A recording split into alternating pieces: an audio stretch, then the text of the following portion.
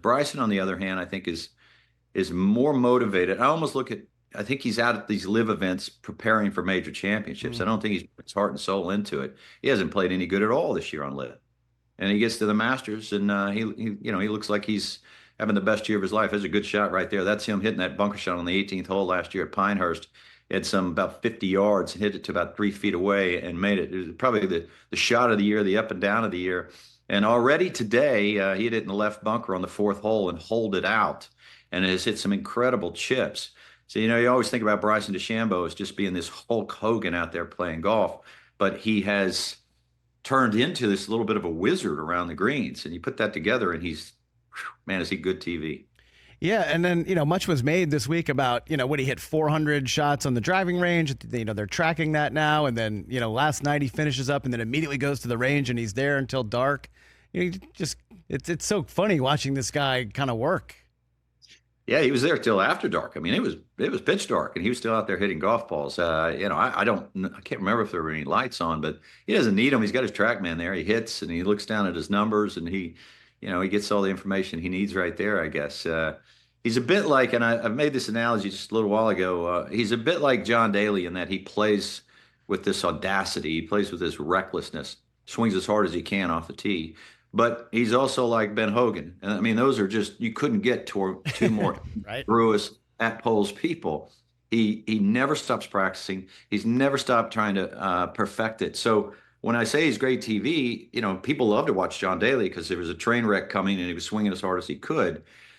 There's not so many train wrecks coming with Bryson, although they do from time to time.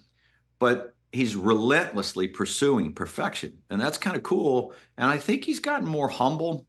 At least he's certainly for sure. To be. I hear people say it's not sincere. I don't buy that. I think he's grown up a lot, and he's really fun to watch, and he's comported himself as well as he's played the last year and a half, and you got to applaud that. Yeah, he's a showman, and he's kind of come a long way since his comments of, Augusta's a par 67 for me.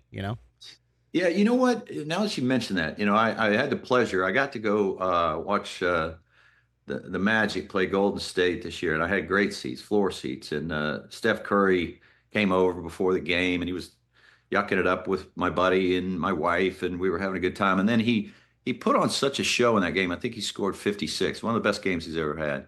Made so many threes, made one from well behind half court, right at the right at the buzzer. And then came over, did this little golf swing in front of us, like having some fun with us. He was such a showman. I'd never really seen him up close. And a shot maker and a showman. And I was trying to think, has golf ever had anybody who was a shot maker and a showman? And I thought, well, maybe Lee Trevino. But, no disrespect. I mean, Lee Trevino was in the Hall of Fame, a hell of a player, but he wasn't Scotty Scheffler. Or, excuse me, he wasn't Steph Curry.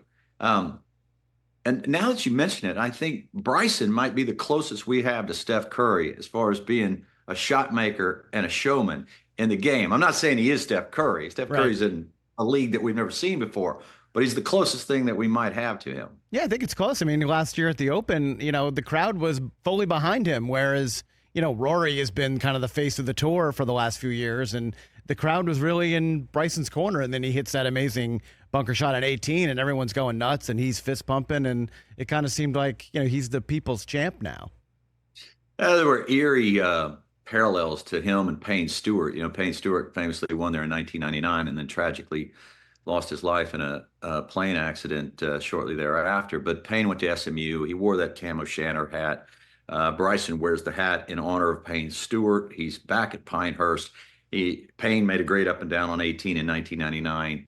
Bryson makes the great up and down on 18 this year. The parallels were eerily similar. And people, first of all, they love a winner.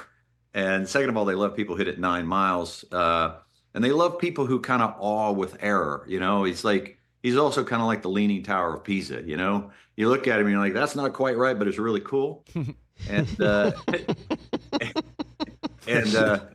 and that's what he is, And then I think there's the humility that we've seen, and then there's your YouTube channel, and you put all that together. I love this that I'm sitting here talking to you, and I'm also thinking about, what I'm going to do tonight on the show. And now that I'm sitting here, I'm like, I have a breakdown. I'm gonna do Steph Curry. I'm gonna do Bryson I like it. DeChambeau, and how you've saved me some time actually. I'll try to put that together for tonight's show. Catch the Rich Eisen Show live weekdays from 12 to 3 p.m. Eastern on Roku Sports Channel in the U.S.